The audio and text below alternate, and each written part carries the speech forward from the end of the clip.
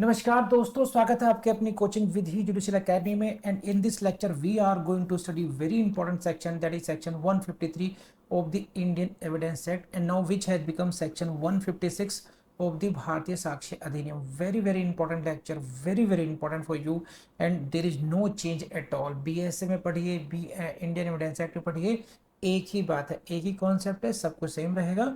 So without wasting time let's start the class. चलिए, section number 153, please see this in your Bail Act. When a witness has been asked and has answered any question, गवाह से एक question पूछा गया और उसने उसका जवाब दे दिया। When a witness has been asked and has answered any question, कोई क्वेश्चन पूछा गया और उसका जवाब दे दिया। इन क्वेश्चन कैसा है? Which is relevant to the inquiry only insofar as it tends to shake his credit by injuring his character। जिस क्वेश्चन की हम लोग बात करते आ रहे हैं 146 में जो थर्ड नंबर पे था, है ना, question which tends to shake his credit by injuring character। इस क्वेश्चन की रेलेवेंस क्या है? Only to shake the credit by injuring the character। समझ में आई बात नहीं? This question is not important for facts in issue. This question is not important for relevant facts. This question is important only to shake his credit and that too by injuring his character। अब question समझ में आ गई बात? कैसा question है ये? For example आप इस क्वेश्चन को देखिए। आप पहले एक इलस्ट्रेशन देखते हैं। A is asked, A से पूछा गया whether he was not dismissed from a situation for dishonesty, क्या वह अपनी बेईमानी के कारण डिसमिस नहीं हुआ था? This is a question to shake his credit by injuring his character, कि तुम डिसऑनेस्ट थे, इस वजह से तुम डिसमिस हुए थे नहीं हुए थे? This is a question. समझ में आ गई बात? कैसा क्वेश्चन है? And now this question has been answered by A. He denies it कि मैं डिसमिस नहीं हुआ। बात समझ आ गई? Question has been asked, answer has been given and answer is no, I was not dismissed. Now evidence is off to show that he was dismissed for dishonesty. अब evidence किस बात का दिया गया? कि ये तो मना कर रहा है, लेकिन now we can produce the evidence that he was dismissed for dishonesty. This evidence is not admissible. ऐसा कोई एविडेंस लिया नहीं जाएगा। क्यों? Because of the mandate of section 153। अब इस इलस्ट्रेशन को दिमाग में रखिए अपने आप और फिर उसकी लैंग्वेज को पढ़िए, आपको समझ में आ जाएगा 153 क्या कहता है। एक क्वेश्चन पूछा गया विटनेस से, उसका उसने जवाब दे दिया। अब उस विटनेस को झूठा ठहराने के लिए, कॉन्ट्राडिक्ट करने के लिए आप कोई दूसरा एविडेंस नहीं दे सकते, भले उसने झूठ बोला हो। मान लीजिए ए सही मायनों में डिसमिस हुआ हो, लेकिन उसने क्या आंसर दिया कि मैं डिसमिस नहीं हुआ।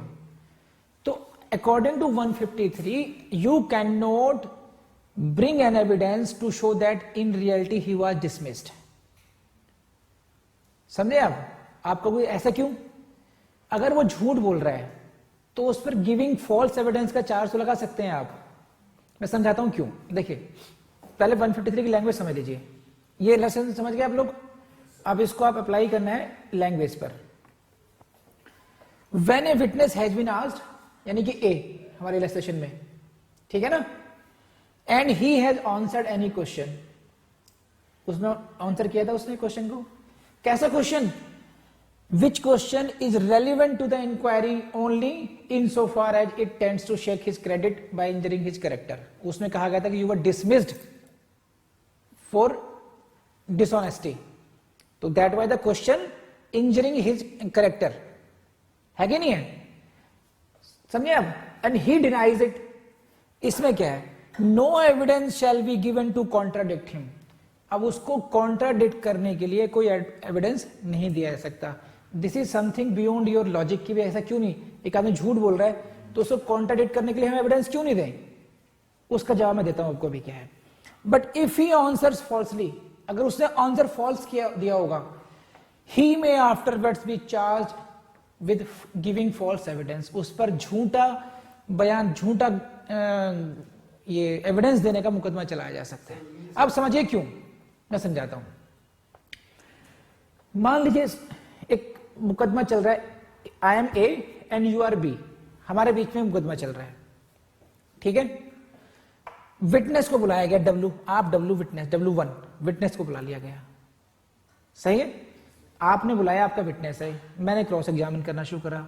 अब now I am discrediting him, I am putting a question to him of this nature, injuring his character, कि तुम डिसमिस नहीं हुए थे नहीं हुए थे। तो अगर मैंने इनको झूठा ठहराने के लिए एविडेंस लाना शुरू कर दिया, तो जो मेन केस था आपके और मेरे बीच में, वो तो हो गया साइड, और आपका मेरा शुरू हो गया। तो कहीं ना कहीं उसको एंड लगाने करने के लिए ये प्रोविजन डाला गया कि अगर कोई ऐसा क्वेश्चन है तो आप एक आदमी झूठ ना बोले, उसके लिए क्या कर दिया इन लोगों ने कि he can be charge subsequently for giving false evidence, but you can not proceed separately. एक कोलैटरल प्रोसीडिंग नहीं चला सकते आप कि देखो इस विटनेस ने जो बोला उसके अगेंस्ट हम ये लेकर आ रहे हैं, फिर वो कुछ एविडेंस लेकर आए। तो हर विटनेस के लिए एक अलग से प्रोसीडिंग शुरू हो गई आपकी, फिर वो समझ रहे हैं मतलब। तो इसीलिए no evidence shall be given to contradict him. अगर वो झूठ बोलेगा then he will invite the prosecution for giving false evidence. तो ये बात ध्यान रखेंगे आप कि even if he is in whatever he has said, when a witness has been asked a question and he has answered any question, and the question की nature समझ लीजिए, ये बहुत इंपॉर्टेंट है। क्वेश्चन क्या है? This question is not important to decide the dispute, this question is not relevant for the dispute, this question is not related to the facts in issue. कैसा question है ये? This question is to shake the credit by injuring the character. This question is different kind of question. अगर ये question दूसरे तरीके का होता, that relevant to the disputes, relevant to the facts in issue, then फिर आप evidence दे सकते हैं कॉन्ट्रडिक्ट करने का, नहीं झूठ बोल रहा है। Because this question is only for injuring the character, only for shaking his credit, therefore you cannot give the evidence to contradict him। समझ आई बात आपको? क्योंकि इस क्वेश्चन की एक लिमिटेड इंपॉर्टेंस है कि टू डिस्क्रेडिट दैट, कि ये गवाह झूठा है, बस मेन झगड़े से कोई लेना देना नहीं है उसका। आगे बात समझ में?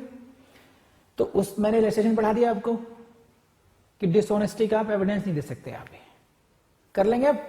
तो this is 153। So like this, a witness is asked whether he was not dismissed from a situation for dishonesty, उसने मना कर दिया, he denies it। Evidence is offered, what? That he was dismissed for dishonesty, the evidence is not admissible। आपसे क्या पूछा जाएगा? ये पूरी सिचुएशन देंगे। This आंसर क्या आएगा ऑप्शन में? This evidence is admissible। Option B, this evidence is not admissible, depends upon description of the court, इस तरीके से पूछेंगे। तो प्लीज आप ये ध्यान रखेंगे कि नॉट एडमिसिबल, एडमिसिबल कब कब है, कब नहीं है। बढ़ो आगे। कितने लोगों को समझ में आ चुका? Raise hand. Good. Now please see the ये exception number 1। Exception number 1, if a witness is asked whether he has been previously convicted. अगर विटनेस से ये क्वेश्चन पूछा जाए कि क्या कभी आप पर कन्विक्शन हुआ था, क्या कभी आपकी दोष सिद्धि हुई थी, कन्विक्शन हुआ था, है ना, ऑफ एनी क्राइम, और वो मना करता है and he denies it, then evidence में be given of his previous conviction. तो जनरल क्वेश्चन का आंसर अगर वो देता है तो उसको कॉन्ट्राडिक्ट करने के लिए आपको एविडेंस नहीं दे सकते, लेकिन स्पेसिफिक क्वेश्चन प्रीवियस कन्विक्शन का है तो उसको कॉन्ट्राडिक्ट करने के लिए आप प्रीवियस कन्विक्शन का एविडेंस दे सकते हैं। तो दिस इज एन एक्सेप्शन। आई बात समझे नहीं? तो रूल क्या हुआ? Evidence of previous conviction can be given even if two contradict the witness in case when the question relates only to shake the credit by injuring the character according to section 153। And second exception बहुत important है इसका, ये समझ लीजिए। If a witness is asked any question tending to impeach his impartiality. अब question कैसा है यहां पर, tending to impeach his impartiality, कि भाई ये जो विटनेस है, this witness is not impartial, he is biased. ये जो विटनेस यहां पर आया है, ये सत्य को कोर्ट के सामने सच्चाई बयान करने के लिए नहीं आया, ये व्यक्ति बायस है, किसी के प्रति झुकाव है इसका, सही है। And answers it by denying the fact suggested, he may be contradicted. इसका आप लोग रिलेशन समझ लीजिए, फिर समझ में आएगा आपको। ए इज आस्क्ड, ए से पूछा गया क्या, whether his family has not had a blood feud with the family of B. क्या आपके बी के परिवार के साथ खूनी संघर्ष की हिस्ट्री नहीं रही है, बी की फैमिली के साथ आपकी कट्टर दुश्मनी नहीं रही है ना, ब्लड फ्यूड, खूनी संघर्ष, जबरदस्त लड़ाई होना बी की फैमिली के साथ, सही है। Against whom he gives evidence, जिसके खिलाफ आप एविडेंस देने आए हो, मान लीजिए मैं एविडेंस देने के लिए गया, आई एम ए विटनेस, सही है, आई एम ए विटनेस, और मैं बयान देने गया तुम्हारे खिलाफ। मुझसे पूछा वकील साहब ने कि मिस्टर विजयन ये बताइए आप कि आपकी इनके साथ, इनके परिवार दुश्मनी है या नहीं है, क्योंकि दुश्मनी सिद्ध हो गई तो इसका मतलब मैं आपको फंसाने के लिए झूठ बोल रहा हूं, इसका मतलब मैं आपके प्रति इम्पार्शियल नहीं हूं, I am biased against you.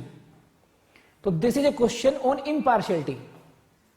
तो अगर क्वेश्चन इम्पार्शियलिटी पर हो और उसको जवाब को फिर कॉन्ट्राडिक्ट करने के लिए एविडेंस दे सकते हैं आप, समझे आप। Against whom he gives evidence, he denies it, he may be contradicted on the ground that question tends to impeach his partiality। Exception में पढ़ के देख लीजिए इसको कैसे है, ये है, if a witness is asked any question tending to impeach his impartiality। तो दो क्वेश्चन हो गए। when the question is about the previous conviction, you can be contradicted. When the question is to impeach your impartiality, you can be contradicted. Otherwise, general rule is this, that if the question is to shake your credit by injuring the character and you answer it, even if you falsely answer it, your evidence cannot be given to contradict you। भले ही आपने झूठ बोला हो, लेकिन to contradict you no evidence can be given। What is the remedy then? If you tell a lie in the court, if you falsely tell anything, you can be prosecuted for giving false evidence। झूठी गवाही देने के लिए मुकदमा चलाया जा सकता है आप पर, लेकिन आपको झूठा सिद्ध करने के लिए दूसरा एविडेंस नहीं लाया जाएगा। अगर आपने उस क्वेश्चन के जवाब में झूठ भी बोला, then no evidence will be given to contradict you। लेकिन प्लीज ध्यान रखना, मैं बार बार कह रहा हूं, ये बहुत टेक्निकल क्वेश्चन है, और डीजीएस में कई बार ऐसे क्वेश्चन पूछे जाते हैं आपसे, ये क्वेश्चन कौन सा है वो ध्यान रखना। This question is only relevant to shake your credit by injuring the character। इस क्वेश्चन की इंपॉर्टेंस केवल इतनी है, this question is not related to the matter in dispute, matter in suit और प्रोसीडिंग्स, वो मैटर नहीं है ये। तो आपने ध्यान देखा होगा 146 से शुरुआत हुई थी कि what questions are lawful in cross examination, उसमें थर्ड नंबर पे था the question to shake the credit by injuring the character, और फिर 147 ने कहा कि अगर ऐसा question relating to matter in dispute है तो even the witness can be compelled, compel किया जा सकता है उसको। 148 ने कहा कि अगर रेलिवेंट नहीं है देन कोर्ट को डिस्क्रिप्शन देखना पड़ेगा कि भाई ये क्वेश्चन अलाउ करना है या नहीं करना है, और फिर वो प्रॉपर क्वेश्चन इम्प्रॉपर क्वेश्चन की बताया उन्होंने कि कब कब इम्प्रॉपर माना जाएगा, कब कब इम्प्रॉपर होगा, प्रॉपर इम्प्रॉपर डिसाइड करेगी कोर्ट। फिर स्कैंडलस क्वेश्चंस, इनडिसेंट क्वेश्चन को अलाउड नहीं करेंगे, questions to insult, annoy, needlessly offensive, वो फॉरवर्ड हो जाएंगे। तो वो सब चलता है अभी तक। तो वी हैव कम टू 153। समझ गए आप लोग? दोनों एक्सेप्शन कर लेंगे आप। तो I hope you like the class, लेकिन मुझे पता कैसे चलेगा आपने लाइक किया नहीं किया, बताइए। आपको लेक्चर पसंद आया, जितने एफर्ट्स मैं लगा रहा हूं आपके साथ, मुझे पता कैसे चलेगा, आप मुझे बताइए। मुझे पता चलेगा उससे कि आपने लाइक का बटन दबाया नहीं दबाया, आपने उसमें कमेंट किया या नहीं किया। बस इन दोनों से पता चल जाएगा। सब्सक्राइब आपने कर ही लिया होगा, नहीं किया तो अपना नुकसान करेंगे आप, ये भी समझ लीजिए। तो अब ये सब्सक्राइब भी कर लीजिएगा और अपनी प्रैक्टिस कीजिएगा। और प्रैक्टिस करने के लिए मैं आपको बता चुका हूँ, हमारे ऐप पर आपके लिए MCQ टेस्ट की प्रैक्टिस के लिए बहुत अच्छे टेस्ट अपलोड कर दिए गए हैं और उनमें हम लोग और रेगुलरली उसको अपडेट करते रहेंगे। हमारी वेबसाइट पर भी बहुत ऐसा मटेरियल आपको मिलेगा, जैसे प्रीवियस ईयर से क्वेश्चन पेपर्स मिल जाएंगे वहाँ से आप। हमारे ऐप पर भी प्रीवियस ईयर्स के क्वेश्चन पेपर का हमारी योजना ये कि वहाँ पर हम लोग ये सॉल्यूशन भी डाल दे सर अच्छे तरीके से। तो बहुत कुछ कर रहे हैं, हम विधि की टीम कोशिश कर रही है। तो आप लोग विधि जुडिशियल एकेडमी की वेबसाइट और उसके ऐप को एक्सप्लोर करना नहीं भूलें। Thank you very much.